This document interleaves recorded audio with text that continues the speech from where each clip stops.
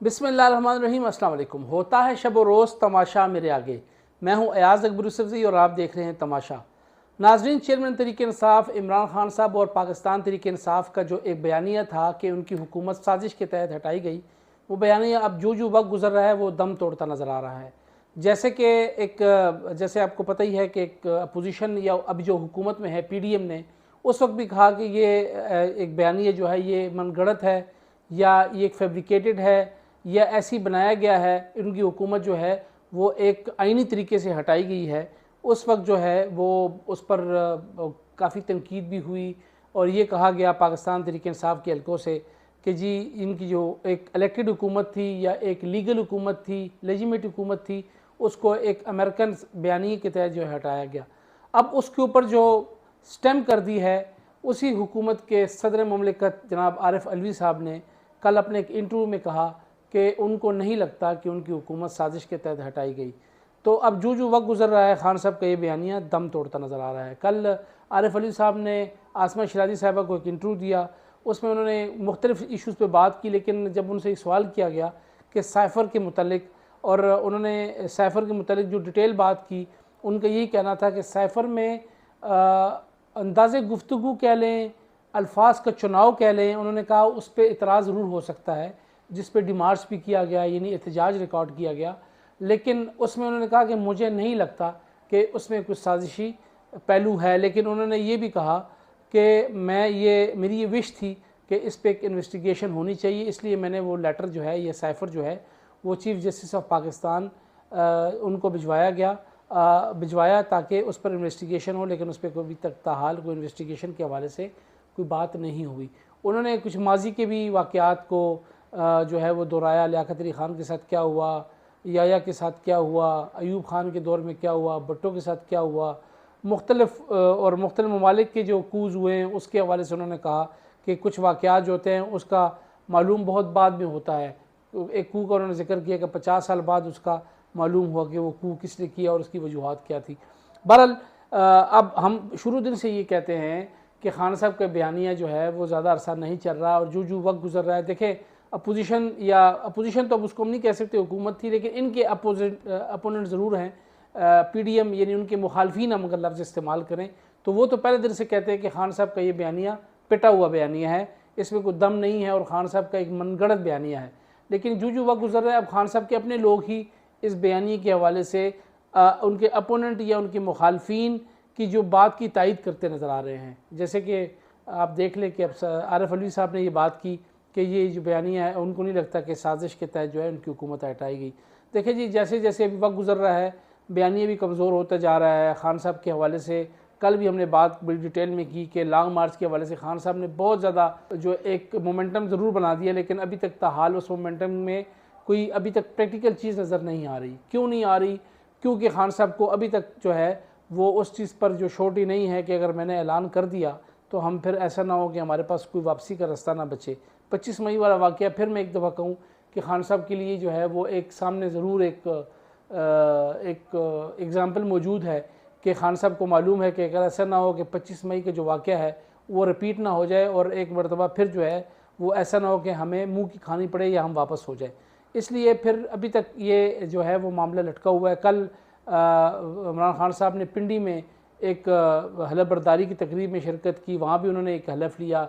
हलफ वो ज़रूर ले रहे हैं लोगों से, लेकिन देखिए लोग फ्रस्ट्रेट हो रहे हैं, लोग जो हैं वो तंग आ रहे हैं। लोग कहते हैं कब करना है, जो करना है। शेख रशीद साहब ने भी कहा, सब यही कह रहे हैं, जो उनके लोकल क़यादत है उनसे भी हमारी बात हो रही है।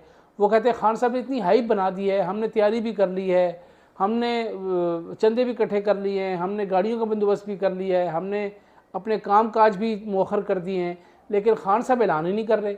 अब ये कितने अरसे से खान साहब ने कहा जी कॉल दे दें, मैं तैयार हूँ, हम तैयार है, सारा कुछ तैयार है, लेकिन कितना अरसा हो गया आपके सामने, महीना डेढ़ हो गया खान साहब को इस मोमेंटम। तो जो टाइम गुजरा मोमेंटम कमज़ोर होगा। अब वो शेर आए वाली बात हो कि आज कर रहे हैं, ऐसा ना हो खान साहब कॉल दे दे और निकले कोई ना। तो मामला यही है कि अब खान साहब के लिए अब सिचुएशन कोई ज़्यादा हौसला अफजा नहीं रही, क्योंकि खान साहब जो हैं वो बार बार कह रहे हैं कि जी बस सब तैयार है, मैं आज कॉल दूंगा। आज हमने जैसे आपको कहा था कि मंगल या बुध को कॉल देंगे, लेकिन वो भी फिर हमने कल बात बताई कि उस हवाले से भी खान साहब जो है अभी कन्फ्यूजन के शिकार हैं। 12 रबीउल अव्वल के बाद उसके बाद हमने उन्होंने ऐलान करना था और तारीख़ का ऐलान करना था, बात करनी थी, वो भी गुजर गया। अभी तक उस हवाले से कल एक तकरीब पिंडी में हुई, फिर भी कोई ऐसी हमें उनकी गुफ्तगू से नहीं लगा कि खान साहब जो हैं वो कोई ऐलान करने वाले हैं। इसलिए जो वक्त गुजर रहा है, लोग जो हैं वो अब डीमोरलाइज हो रहे हैं, डिसअपॉइंट हो रहे हैं, फ्रस्ट्रेट हो रहे हैं कि यार अब बस कर दो, मुका दो, अब क्या कर रहे हैं आपने। जैसे देखे ना लोग आपको कि एक बंदे को आपने कहना कि यार बस तू तैयार हो, तूने दौड़ना है, ठीक है जी, उसको आपने तैयार कर दिया, आपने इसको किट पहना दी, दौड़ने के लिए शूज़ भी पहना दिए, उसको आपने रेडी करके वार्म अप भी कर दिया और उसको कहते हैं बस तूने अभी दौड़ना है। वो पहले दौड़ने के लिए फिर अभी सब्र कर, दौड़ना है तूने। तो वो आप उस प्लेयर की या उस एथलीट की फीलिंग को समझे कि वो जब बार बार उसको कह रहे तूने दौड़ना है, बस तू तैयार हो जा, दौड़ना है तूने तैयार हो जा, तो आखिर में जब वो दौड़ने के लिए आप उसको छोड़ेंगे तो वो तो फारग हो चुका होगा। क्योंकि देखिए ना एक एनर्जी लेवल होता है इंसान का, वो एनर्जी लेवल खान साहब जो हैं वो लोगों को ख़त्म कर रहे हैं। लोगों को जलसों में बुला बुला के खान साहब ने थका दिया है, ख़ुद भी थक गए हैं, अपनी लीडरशिप को भी थका दिया है। कभी कहते हैं हम आज आ रहे हैं, कल आ रहे हैं, कभी कहते हैं जी कि हमने असम्बलियों में जाना है कि नहीं जाना, कभी बाई इलेक्शन लड़ना है कि नहीं लड़ना। एक तरफ बाई इलेक्शन लड़ रहे हैं, दूसरी तरफ अदालतों में जाके उसको चैलेंज कर रहे हैं। तो कोई खिचड़ी पकी हुई है, कोई अचार बना हुआ है, कुछ समझ नहीं आ रहा कि खान साहब करना क्या चाह रहे हैं। इसलिए बड़ी कन्फ्यूजन है। क्योंकि इस चीज़ को माइंड न कीजिए क्योंकि खान साहब ने पिछली जितनी भी सियासत की है ना, वो किसी के बोंडे पे बंदूक रख के की है, वो मोड़ा ही नहीं रहा। तो खान साहब अब कन्फ्यूजन के शिकार है कि किससे पूछें। वो इनसे पूछेंगे, ये जो उनके खब्बे सज्जे हैं, फवाद चौधरी साहब से पूछेंगे, वो शिबली फराज से पूछेंगे, वो शीरी मजारी साहबा से पूछेंगे। उन्होंने बताना है कि उन्होंने क्या करना है, जिनका कोई पीछे कोई ट्रैक रिकॉर्ड ही नहीं है सियासत का। देखिए ना बाकी जमातों में, पीपल्स पार्टी में, नून लीग में, JUI में इख्तलाफ बरहा आपका इख्तलाफ होगा, जो मर्जी आप उसको कहें, लेकिन उसमें ज़ीरक और बड़े ही मंजे हुए सियासतदान मौजूद है। रज़ा रब्बानी जैसे, ख्वाजा आसिफ जैसे आप इधर मौलाना फजल रहमान जैसे बड़े ज़ीरक और बड़े मंजे हुए सियासतदान हैं। मैंने कहा ना इख्तलाफ आपको हो सकता है, उनकी हर बंदे की अपनी लाइकिंग डिसलाइकिंग होती है। खान साहब की उस बदकिस्मती में एक शाह महमूद कुरैशी साहब जो हैं वही सीनियर सियासतदान हैं उनके पास, जो कि ख़ुद जो है वो प्रो स्टैब्लिशमेंट हैं। वहाँ से कोई इंडिकेशन होगी तो शाह महमूद कुरैशी साहब जो हैं वो कुछ आगे बढ़ने की जो है वो रखेंगे। परवेज़ खटक साहब वो भी आपको पता है कि प्रो स्टैब्लिशमेंट हैं, जहाँ तक स्टैब्लिशमेंट उनको आवाज़ देगी तो वो जाएंगे। तो शीरी मज़ारी या शिबली फराज या फवाद चौधरी साहब के कहने पर तो पार्टी नहीं चल सकती। इसलिए खान साहब के पास अभी खान साहब को कोई रास्ता नज़र नहीं आ रहा कि किस तरफ जाऊँ। उन्होंने 2 मुलाकातें भी करके देख ली आर्मी चीफ के साथ, वहाँ से भी इनको कुछ नहीं मिला। फिर बैकडोर जो उन्होंने रब्ते किए वहाँ से भी इनको कोई खातिर खा कोई रिज़ल्ट नहीं मिला। इसलिए हमारे पास लुबे लबाब यही है कि खान साहब की जो फोर्स है, खान साहब की जो लोग हैं वो फ्रस्ट्रेट हो चुके हैं। इधर से हुकूमत प्रेशर पे प्रेशर दी जा रही है कि हमने बंदोबस्त कर लिया है, आने दे, हम छोड़ेंगे नहीं, हम मारेंगे, हम शेल फेंकेंगे, हमने इतनी फोर्स मंगवा ली है। तो लोग वैसे ही डर जाते हैं, ठीक है ना। देखें ना जलसों में आना और बात है, आप आते हैं म्यूज़िक एंजॉय करते हैं, गपशप लगाते हैं, लेकिन यहाँ पर आके आपने फिर कुट भी खानी है, ठीक है ना। इधर डंडे सोटे भी चलते हैं, इधर आंसू गैस भी चलती है, इधर फिर गिरफ्तारी भी होती हैं, केसेस भी बनते हैं। तो बहुत कम लोग जो है ना फिर इन चीज़ों को फेस करने के लिए आते हैं। फिर वो बहुत अगर 1000 चलता है तो मुश्किल से 10 भी नहीं पहुँचता फिर यहाँ पर।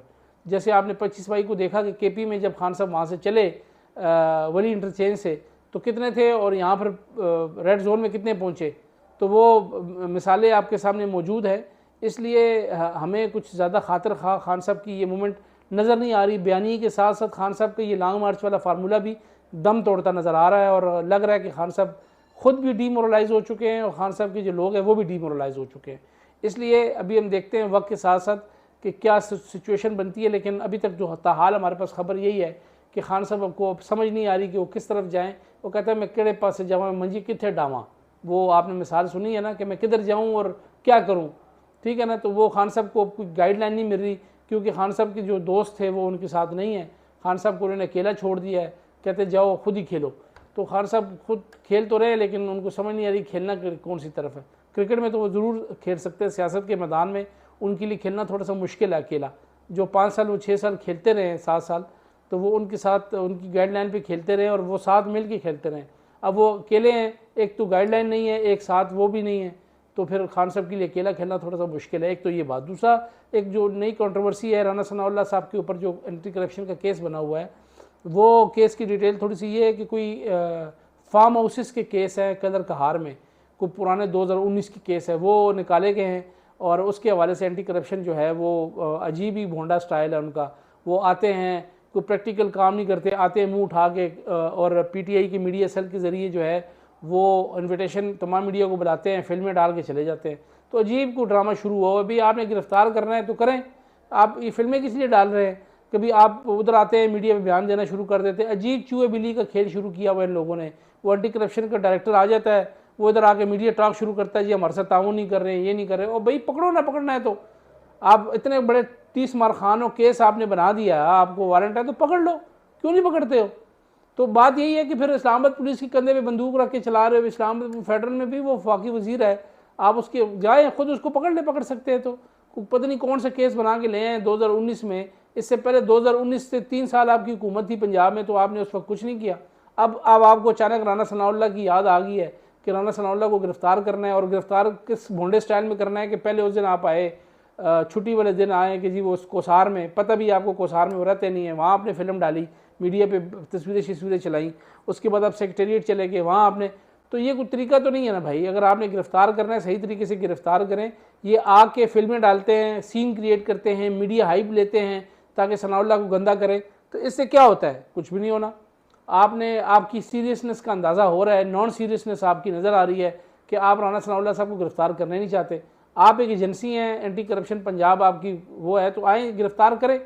तो बहरहाल ये सारा चूहे गिल्ली का खेल हो रहा है। खामखा जो है ना वो आके यहाँ पर ला के फिर कहते हैं जी हमने गिरफ्तारी नहीं डाली, हमने आमद नहीं डाली, हमने रवानगी नहीं डाली। इस्लामाबाद पुलिस कहते हैं आमद भी है, रवानगी भी है, हमने इनसे रिकॉर्ड मांगा है, रिकॉर्ड वो देते नहीं है। तो भाई अगर रिकॉर्ड आपके पास है तो मीडिया को दे देना, को 2 पेजर बना के ले आए, आप हमें दे दें, हम मीडिया वाले उधर मौजूद होते हैं, हमें दे दें कि ये लो भाईजान ये रिकॉर्ड है, ये झूठ बोलते हैं, तो होता है आपके पल्ले कुछ नहीं है। एक जो है वो वारंट आप उठा के ले आए अदालत का, और वो कहते हैं जी हमने इसको गिरफ्तार करना है, तो वो अगर आपसे मांग रहे हैं तो ये सब दिखावा है, लोगों को टाइम पास करने के लिए उन्होंने रखा हुआ है बस सिर्फ। और वहाँ से जैसे वो चलते हैं तो पीटीआई का जो मीडिया डिपार्टमेंट है वो एक रिक्वेस्ट डालता है कि जी तमाम मीडिया जो है वो सेक्रेटेरिएट पहुँच जाएँ। क्यों? हमें नहीं पता कि हमें इस्तेमाल कर रहे हैं, मीडिया को इस्तेमाल कर रहे हैं, और वहाँ पर एक मीडिया ट्रायल के तौर पे या मीडिया एक्टिविटी के तौर पर इसको पेश किया जा रहा है। उन्होंने गिरफ्तार कोई नहीं करना, ना उनको इसकी ज़रूरत है, बस एक फ़िल्म ही डाल रहे हैं ताकि लोगों को पता लगे कि या प्रेशर टैक्टिक्स, वो उधर से प्रेशर टैक्टिक्स यूज़ कर रहे हैं, ये इधर से प्रेशर टैक्टिक्स यूज़ कर रहे हैं। तो बस खामखा वो लटर पटर में। बहरहाल ये हमारे पास डिटेल थी, लेकिन जो मेरे ख्याल में लास्ट में ये मैं ज़रूर आपको बताऊँ कि जो आरिफ अलवी साहब का इंटरव्यू है वो सुनने वाला है, वो ज़रूर सुने, और उसमें उन्होंने पीटीआई की कई चीज़ों पर क्वेश्चन मार्क ज़रूर लगा दिए हैं।